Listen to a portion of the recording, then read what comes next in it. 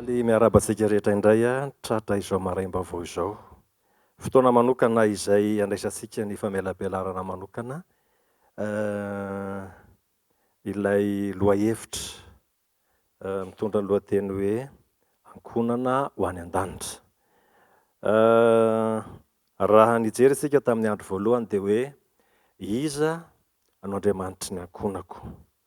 Ny faharoa, ny andro faharoa dia manao hoe mahalala na hoe ilay boky mitondra ny fiainana ve fantatry ny ankonako. Androany isika hijery lohahevitra manokana momba an'izay ankonana ho any an-danitra izay dia mahalala ny andohany izao fahoriana izao ve ny ankonako. Mandalo toe-zavatra sarotra izao tontolo izao ary efa voambara any amin'ny soratra masina fa any am-parany any dia iseho ireo toe-zavatra maro amin'izao andro iainantsika izao. Fa ny fanontaniana mipetraka hoe fantatry ny ankonanao ve? Fantatry ireo zanakao ve? Fantatry ireo fianakavianao ve? Fantatry ireo manodidina anao ve? Avy aiza na hoe inona no antony nahatonga izao fahoriana mitranga amin'izao taranaka misy antsika izao. Mialohan'ny hidirantsika amin'izay lohahevitra izay dia hivavaka isika. Andriamanitra rainay eo, ankehitriny izay dia tonga eto amin'ity toerana ity haino ny teninao. Mitenena aminay tsirairay avy fa mihaino anao zahay. Ary ny teninao anie dia ho fahamarinanay amin'ity tontolo andro ity. Meteza hampiasa ny tenako ihany koa ianao ho fitaovana hampita izany hafatra izany. Amin'ny anaran'i Jesosy, amen. Fantatry ny ankonako ve? Zay ilay fanontaniana mipetraka hoe avy aiza no ny andohany izao fahoriana be dia be ary miseho amin'ny lafin-javatra maro izany fahoriana izany. Raha tsy resaka antsika hoe hanoanana, aretina, karazana tsy fahampiana, haitany, tondra-drano, hafanana, mihoapapana, hatsika mihoapapana, betsaka. Ary samy isan-karazany avy amin'ny toerana samy misy azy avy. Avy aiza, nahoana no misy, ary betsaka na dia ireo izay mivavaka manonona ny tenany hoe kristianina aza dia mametra-panontaniana hoe fa ahoana moa no misy izao toe-zavatra izao. Ary aiza Andriamanitra manoloana an'izany. Dia mahatonga ny olona izay mivavaka amin'Andriamanitra mametraka Andriamanitra hafa ho ambonin'ilay Andriamanitra velona izay nahary izao tontolo izao. Raha jerena dia maro no mitaraina fa toa mijery fotsiny Andriamanitra manoloana ny zava-misy. Izao anefa no ambarany eo amin'ny Genesisy toko voalohany. Ny Genesisy toko voalohany 1:30 dia izao no ambarany. Ary hitan'Andriamanitra izay rehetra nataony, ary indro tsara indrindra izany, dia nisy hariva, nisy maraina, andro fahenina izany. Ary hitan'Andriamanitra izay rehetra nataony, ary indro tsara indrindra izany. Andriamanitra zany tsy namorona zavatra ratsy. Andriamanitra tsy namorona zavatra mampijaly. Andriamanitra tsy namorona zavatra manahirana ny taranak'olombelona raha namorona izao tontolo izao. Fa tsara izay. Tahaka ny fahatsarany zany no nanatanterahany izany famoronana izany tao amin'io andro fahenina io. Zany hoe raha nandeha andro voalohany, faharoa, fahatelo, faefatra, fahadimy, fahenina dia hitany fa tsara hatrany ny zavatra rehetra izay nataony. Ary eo indrindra no toa mampisalasala ireo ankonana maro, ireo fianakaviana maro, ireo kristianina maro hoe raha nahay namboatra ny zavatra tsara Andriamanitra, nahoana ny tsy ho azony sakanana izao fahoriana mianjady izao. Ka raha izaho na isika ankehitriny no misalasala ny amin'ny fitondran'Andriamanitra sy ny zavatra nataony, dia anahoana ny ankonana ao aoriana sy ny taranaka ao afara. Mampametra-panontaniana izany toe-zavatra izany. Andriamanitra dia nanambara voalosoratra ao amin'ny Genesis 1:1-3 tsara indrindra ny zavatra izay nataony. Fa avy aiza ary ahoana nahatonga ilay toe-javatra ratsy. Dia izao no ambarany eo amin'ny Apokalipsy 2:2-7, fahavalo sy ny fahasivy. Apokalipsy 2:2-7 ka hatramin'ny fahasivy. Ary nisy ady tany an-danitra Mikaela sy ny anjeliny niady tamin'ilay dragona, ary ilay dragona mba amin'ny anjeliny kosa dia niady, nefa tsy naharesy sady tsy nisy fitoerana ho azy intsony tany an-danitra. Nefa tsy naharesy sady tsy nisy toerana ho azy intsony tany an-danitra. Ary nazera ilay dragona dia ilay menarana ela izay atao hoe devoly sy satana, izay mamitaka izao tontolo izao, dia nazera tamin'ny tany izy, ary ny anjeliny koa niara-nazera taminy. Zany fanambarana ambaran'ny baiboly izany, nisy ady tany an-danitra Mikaela sy ny anjeliny niady tamin'ilay dragona sy ny anjeliny. Ahoana ny ahafahantsika milaza amin'ny ankohonantsika fa nisy zany? Ary ahoana ny hinon'ireo ankohonantsika ankehitriny, ireo zanantsika, ireo fianakaviantsika, fa nisy tokoa zany. Dragona niady tamin'ny Mikaela, zany hoe satana niady tamin'ny Kristy sy ny anjeliny. Manana andraikitra lehibe zaho, manana andraikitra lehibe ianao, hanambarana zany hoe misy zany. Ary tsy ampisalasala azy ireo manoloana ny toe-zavatra misy ankehitriny, satria voalaza ao amin'ny 5:5-5 hoe nefa tsy naharesy sady tsy nisy fitoerana ho azy intsony tany an-danitra, ary nazera ilay dragona dia ilay menarana ela izay atao hoe devoly satana, izay mamitaka izao tontolo izao, dia nazera tamin'ny tany izy, ary ny anjely koa niara-nazera taminy. Zany hoe avy any ambony tany an-danitra no nitoerany, ary nanany maizy azy izy io taloha fa no nitoetra ratsy izay niforona tao anatiny, dia nanohitra ny fahefan'Andriamanitra, ary izay nahatonga an'ilay ady dia nazera tetỳ amin'ny tany, ary tonga mamitaka. Ary zany famitahana izany dia mitohy hatramin'izao andro iainantsika izao, fa ireo taranaka aty afara tsy mahatsapa an'izany, fa indraindray azy izy, na izy manome tsiny an'Andriamanitra, na izy manome tsiny ny ray aman-dreny. Zany toe-zavatra zany, mety manome tsiny ny fiarahamonina izy noho ny fahoriana izay misy eo amin'ny tontolo manodidina azy. Zao anefa Andriamanitra dia maneho ny fitiavany hatrany. Voalaza ao amin'ny Genesis 2:2-7, Genesis 2:2-7, dia manomboka miseho zany ilay tantara ny faharatsiana teto amin'ity tany misy antsika ity. Dia zao no ambarany eo amin'ny 4:7, Genesis 2:2. Ary Jehovahandriamanitra nadidy andra-lehilahy ka nanao hoe, ny hazo rehetra eo amin'ny saha dia azonao hinanana ihany, fa ny hazo fahalalana ny tsara sy ny ratsy dia aza hinananao, fa amin'ny andro izay hinananao azy dia ho faty tokoa ianao. Zay zany ny fanambarana nataon'Andriamanitra tamin'ny Adama izay. Fa amin'ny andro izay hinananao azy dia ho faty tokoa ianao, raha vao mihinana n'ilay hazo fahalalana ny tsara sy ny ratsy. Ho faty tokoa ianao. Zay zany ny balizy na ny fefy nataon'Andriamanitra tamin'ireto olombelona voalohany ireto, ny teny tamin'ny Adaman'Andriamanitra. Fa raha vao mihinana n'ilay hazo fahalalana ny tsara sy ny ratsy, dia ho tonga ny fahafatesana. Dia nandeha ny tantara, ary efa niainany toy ny fiainan'ireto ray aman-dreny tao amin'ny sahedena ireto, dia voalaza moa fa nazera tetỳ tany ilay dragona, ilay satana, ilay menarana. Ary naka ny endriky ny menarana tokoa izy eo amin'ny Genesis 2:7, ary teto izy dia nanomboka nanao ny asany indray.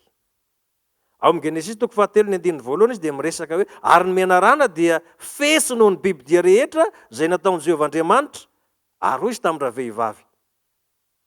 Andriamanitra ny teny tamin'ny lehilahy, fa ny menarana indray eto dia miteny amin'ny ravehivavy hoe hanky efa nataon'Andriamanitra hoe aza hinananareo ny hazo rehetra amin'ny saha fa hoy ravehivavy tamin'ny menarana ny voan'ny hazo eo amin'ny saha dia azona hinanana ihany. Mba laivosary an-tsaina zany fifampiresahana, fifamalindresaka misy eo amin'ny menarana sy ravehivavy. Hanky efa nataon'Andriamanitra hoe aza hinananareo, aza hinananareo ny hazo rehetra. Tany amin'ny Adama Andriamanitra dia miteny hoe ny hazo fahalalana ny tsara sy ny rasy dia aza hinanana. Fa navadiky ny Satana hoe ny hazo rehetra dia aza hinanana. Dia namalitra avy hatrany ravehivavy dia niteny manao hoe ny voan'ny hazo eo amin'ny saha dia azona hinanana, fa ny voan'ny hazo eo voan'ny saha kosa no efa nataon'Andriamanitra hoe aza hinananareo na tendrenareo zany fandrao maty anareo. Zany hoe misy mesazy, misy hafatra tonga ihany zany. Napita azoko antoka hoe napita hafatra zany Adama hoe tsy azo hinanana. Ary zay nahatonga ny Eva namaly an'ny Satana hoe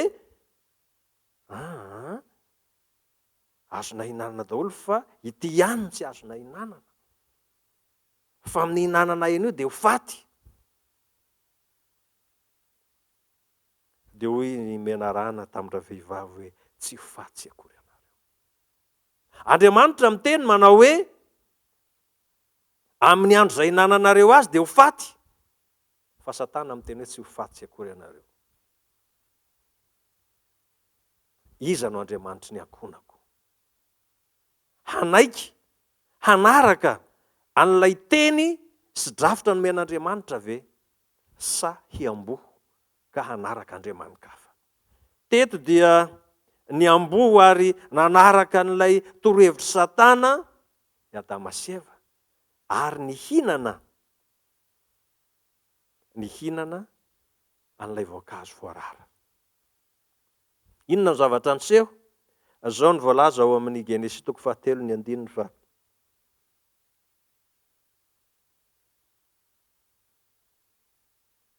ny Genesis 2:2 sy 17 dia misy fifanoheran-teny zany ao.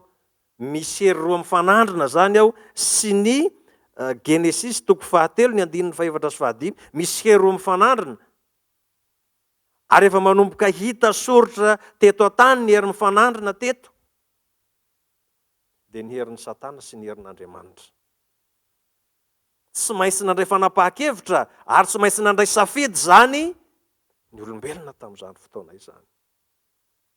Hoe inona no atao? Ary ny safidy iray izay nosafidiany dia ny hinana an'ilay voankazo. Nanomboka teo, tafasaraka tamin'Andriamanitra. Tonga ny fahafatesana. Voalaza ao amin'ny Genesis 3:1, dia zao no ambarany. Ary hoy kosa tamin'ny Adama, satria efa nihaino ny feon'ny vadinao ianao, ka nihinananao ny hazo izay nandrarako anao hoe aza hinananao zany, dia voaozona ny tany. Nanomboka teo zany. Voaozona ny tany. Noho izay nataonao, fahoriana no hinananao ny vokany amin'ny andro rehetra iainanao. Zany hoe zay ny didim-pitsarana navoaka an'Andriamanitra ho an'ny taranak'olombelona, voaozona ny tany. Ary ambarany eo fa fahoriana no hinananao ny vokany amin'ny andro rehetra iainanao. Rehefa mandinika an'io tsika dia tiako resahana foana hoe tokony ho ataotsika fantatra. Raha mahalala aloha ianao dia tokony hampita amin'ny ankonanao hoe na dia ilay fifoazana maraina eo ambony fandriana aza dia mahatsiaro mangirifiry, mahatsiaro mijaly, indrindra raha sendra andro mangatsika, mahatsiaro mijaly. Kanefa izay ilay voalaza ny soratra masina hoe fahoriana no hinananao ny vokany amin'ny andro rehetra iainanao. Tonga ny aretina, tonga ny fahafatesana, tonga ny adi-tsaina, tonga ny tsy fahampiana. Maro samihafa mitranga. Ny teknôlôjia maro samihafa izay mandalo, izay mahatonga an'izany fahoriana izany eto amin'ity tontolo misy atsika ity. Ary lasa mirona mamaha izany olana izany ny kristianina ka tsy mahatsiaro an'Andriamanitra intsony. Manam-porofo ary te hilaza amintsika fa manao ny asany ary tsy hamikovotra ihany koa Satana te hamitaka atsika. Ary zay no anambarana hoe normal raha miaina ao anaty fahoriana ny taranak'olombelona ankehitriny. Vokatry ny fandavana, vokatry ny fiambona, vokatry ny tsy fanarahana izay fisipika nomen'Andriamanitra izay. Mampalahelo ny toe-zavatra misy ankehitriny ary raha mbola maharitra ny andron'ny tany, maro ireo taranaka izay tsy mahalala ny toe-java misy, tsy mahalala marina ilay boky mitondra ny fiainana, ilay boky mitondra ny fahamarinana, ilay boky mitondra fahasambarana. Tsy fantany izany fa mitady izay mety ahasambatra azy amin'izao fandalovana eto amin'ity tany ity izao izy ireo. Zao ny voalaza amin'ny Romanina toko 5:12. Romanina toko 5:12. Koa izany dia tahaka nidiran'ny ota avy tamin'ny olona iray ho amin'izao tontolo izao, ary ny ota no idiran'ny fahafatesana, ka nahatratra ny olona rehetra ny fahafatesana satria samy efa nanota izy rehetra. Koa izany dia tahaka nidiran'ny ota avy tamin'ny olona iray ho amin'izao tontolo izao. Ireo razam-betsika no nidiran'izany ota izany avy any amin'ny Adama dia tafiditra amin'izao tontolo izao ny ota, tonga amin'izao tontolo izao ny fahafatesana.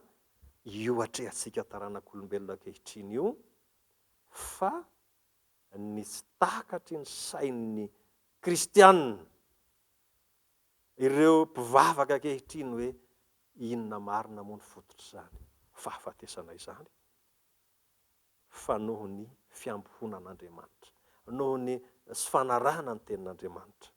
Ary zay no iantsonantsika hoe raha tiatsika ny hametraka ankonana ho any an-danitra dia voalohany manana andraikitra lehibetsika hizara izany fahamarinana izany amin'ireo ankonana ao amintsika, ireo fianakaviana sy fiarahamonina manodidina atsika. Nanambara Jesosy ao amin'ny Jaona toko 4:13. Jaona toko 4:13 manao hoe: izany teny izany efa nolazaiko taminareo mba hananareo fiadanana amiko, aty amin'izao tontolo izao no ahitanareo fahoriana. Tsika zany raha mbola eto amin'ity tontolo misy atsika ity dia fahoriana ny ainantsika. Tsy ahita fiadanana etontsika. Ny tsy manana mitebiteby, ny manana kely te hanana betsaka, ary ny manana betsaka mitebiteby. Hataoko ahoana ny tehirizako mba ho amin'izao fananana zao, mba tsy ho tapitra. Dia Satana moa no ambadiky ny zavatra rehetra, dia mampiasa ny heriny sy ny sainy amin'ny taranak'olombelona izy, dia mahatonga fahampitehana misy amin'izao vanim-potoana misy atsika izao. Mampalahelo ny toe-javatra, mampalahelo ny zava-misy, ary mampitaitaina. Ary zany no mahatonga ny akamaroan'ny olona hoe aiza Andriamanitra manoloana ny toe-java-misy. Mijery ve izy? Manatrika ve izy? Eny tompoko, manatrika izy, ary mijery izy, fa nametraka izy, fa eto amin'ity tontolo misy atsika ity dia tontolo feno fahoriana ity, fahafatesana no eto. Fa kosany, nefa matokia ozy, izaho efa naharesy izao tontolo izao. Nefa matokisa, izaho efa naharesy izao tontolo izao. Na dia misy aza ny fahoriana sy ny fandrika ataon'ny Satana eto amin'ity tontolo misy atsika ity, dia resin'ny Kristy izany. Dia zao nambaran'ny Jaona toko 5:17, averiko foana hoe raha miray amiko ianareo ka mitoetra ao anatinareo ny teniko, angataho izay tianao. Ny tokony ho angatahintsika zany dia mba hahafahantsika mandresy tahaka nandresen'ny Kristy ihany koa. Kanefa raha tsy mitoetra ao anatintsika ny teny, raha tsy zaraintsika amin'ny ankonantsika ny teny, dia zao tsy hahita izany fandresena izany itsika. Tsy hahalala izany tsika ary tsy afaka hiatrika izany toe-zavatra izany, dia hitanondro-dava manoloana ny zava-misy. Ny Mateo toko 2:20, dia manamafy Jesosy manao hoe: mankanesa ty amiko ianareo rehetra izay miasa fatratra sy mavesatretana, fa izaho no hanome anareo fitsarana ao amin'ny Kristy no misy izany fitsarana izany. Ao amin'ny Kristy no misy ny fandresena. Ao amin'ny Kristy no misy ny fanavotana ho an'ny taranak'olombelona lavo. Tsotra izany, ny afatra ampahafantaro ny ankohonanao, ampahafantaro ny fianakavianao hoe avy aiza no ny andohany. Fa i Satana ny fototra izany, tafiditra tamin'ny olona anankiray izany, ary nahazo ny taranak'olombelona rehetra. Saingy izao, manana drafitra sy planin'Andriamanitra dia ny zanany lahy tokana hanavotana izao tontolo izao. Fa toy izao ny tiavan'Andriamanitra izao tontolo izao, nomeny ny zanany lahy tokana mba tsy ho very izay rehetra mino azy, fa hanana fiainana mandrakizay. Andriamanitra ny mba sy hiday antsika, mba hery antsika, hampandresy antsika ihany koa amin'ny tontolo andro ity, mba ankohonana mahafantatra marina ny toejava misy ny ankohonantsika, ka hametraka eo amin'Andriamanitra mandrakariva ny fiainany, ho fandresena ho azy izany. Amen. Amen. Ivavaka isika. Andriamanitra rainay eo misaotra noho ny fotoana nomenao anay. Nahafahanay namantatra ny tianao hambara aminay sy ny ankohonanay amin'izao andro farany izao. Mandalo toezavatra sarotra izao tontolo izao, ary toa mila ho kivy sy mitanondrika ireo toezavatra maro izay mifanesisesy. Tompo, ny fanahinao no ampitoera ao anatinay. Hazahoanay hery hamantatra ireo toezavatra ireo, ka hitokinay anao na eo amin'ny fiainana hatrany amin'ny fahafatesana izany. Dia ho mpandresy mandrakariva izahay, manoloana ny toezavatra sy ireo fandrika ataon'ny Satana, tahaka ny nandresenao. Ka ho voninahitra ho anao rerianana izany, amin'ny anaran'i Jesosy. Amen.